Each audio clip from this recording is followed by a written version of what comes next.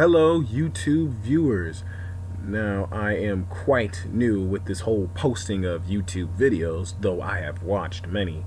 For those joining and this is my first video, thank you. But I'm here to talk to you about a segment regarding fanfiction in which I will title FanFiction. This will most likely occur on Fridays to have the alliteration FanFiction Fridays. The title seemed perfect for something that seemed commonly known and participated well in.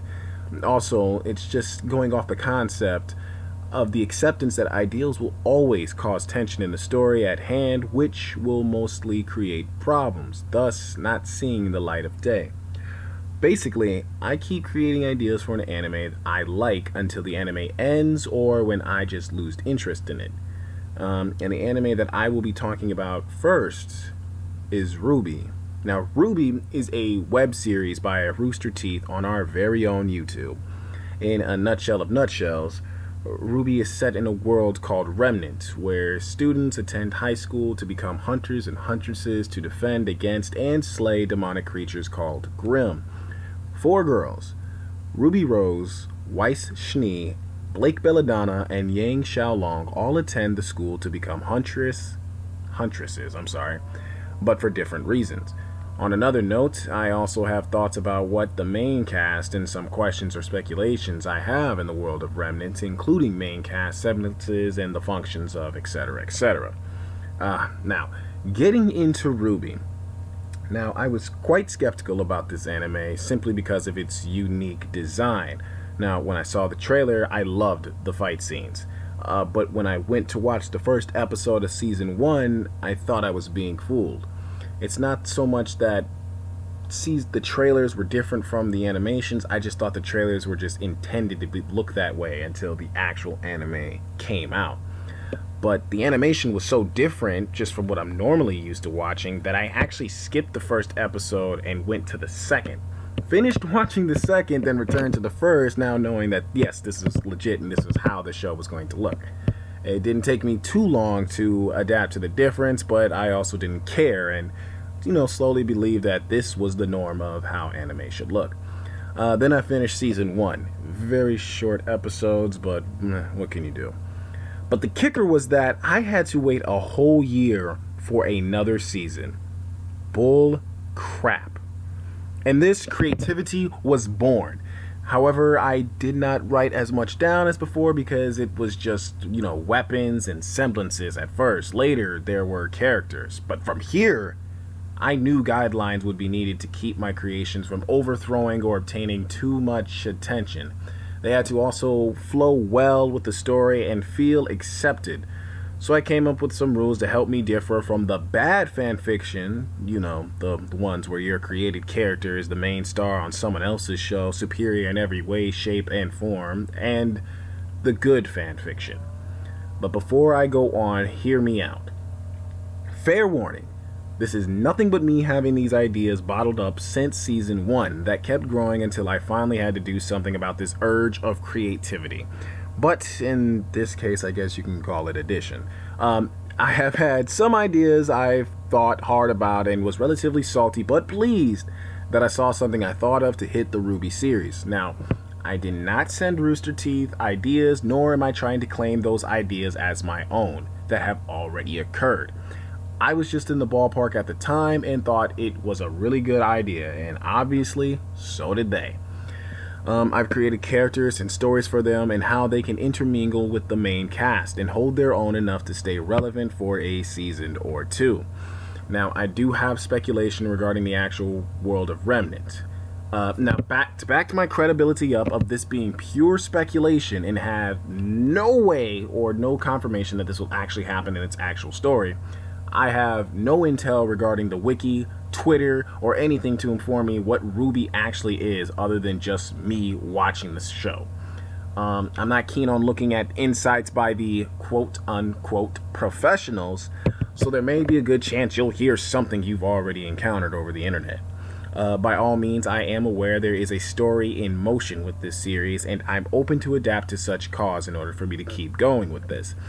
Give me your critique and we might actually have something here. I have no problem with adjusting any more than I already have. Alright, so now let us go on with the rules of fan fiction that I've implemented to myself as guidelines to help me create characters, stories, and their motives to help them stay relevant once again for a season or two. Now, first rule, created characters may not be more powerful than the original cast. And second rule, to, support that first statement, they may not seem overpowered enough to appear as if they will overthrow or alter the story that has been made so far. So, for an example is, you can't have your created character be introduced in episode 3 whose semblance could have prevented a war that had to occur in episode 12. Must follow the rules of the world the anime has installed. Now, once again, these first few rules are kind of self-explanatory, but relevance. How or what is the connection the character has with this anime? And what can your character bring to the table? To elaborate, I mean you can't have a background character take the front lines and be in the spotlight, have all the attention, and not have a really good story or reason for them to be in there in the first place.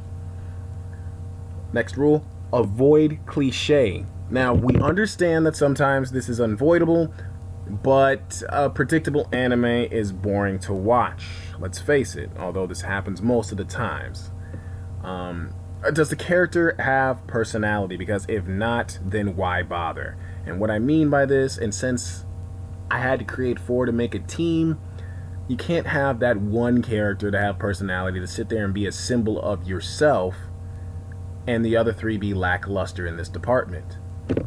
And also, expect to adjust the character's concept to adapt to the main story. Now, although I made this rule prior to me actually making the characters, it was actually amazing and saddening how many times I had to scrap the visual designs, motives, and all that stuff. And although it does hurt, don't get me wrong, it is totally worth it once you find the right thing and you just go with it. Next rule, the Kingdom Hearts. Sora specifically. So I'm just gonna have to just tell y'all this story.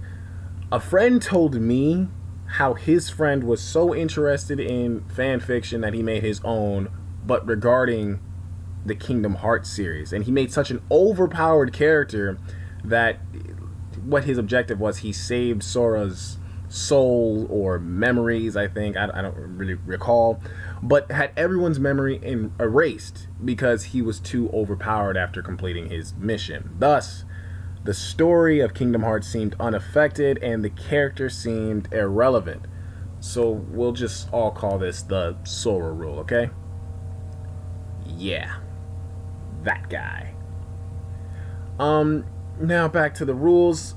Does their visual design, their attitude, dialect, motives, etc. match the character they are trying to portray?